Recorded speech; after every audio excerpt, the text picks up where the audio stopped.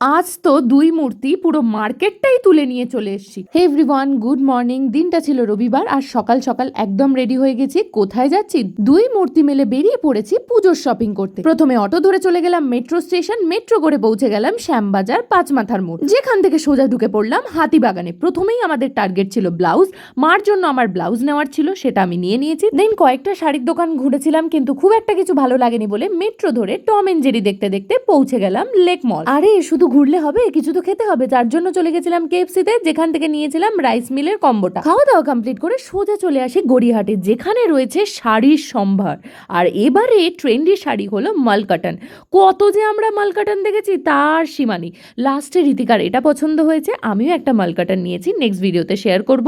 আরো কয়েকটা শাড়ি নেওয়ার পর দুজন মিলে বাসে করে পৌঁছে গেলাম স্প্ল্যানেড। ভাবছো তো এরা আর কত শপিং করবে? আরে শাড়ি কিনেছি, জুয়েলারি তো কিনতেই হবে। তাই স্প্ল্যানেড থেকে জুয়েলারি শপিংটা সেরে নিয়ে একদিনে হাতিবাগান স্প্ল্যানেড গড়িয়াহাট ঘোরার পর এত গরম লেগেছে, একটা নিমু পানি তো খেতেই হতো। হাতে ব্যাগ ভর্তি করে মুখে চওড়া স্মাইল নিয়ে আমরা চললাম বাড়ির দিকে।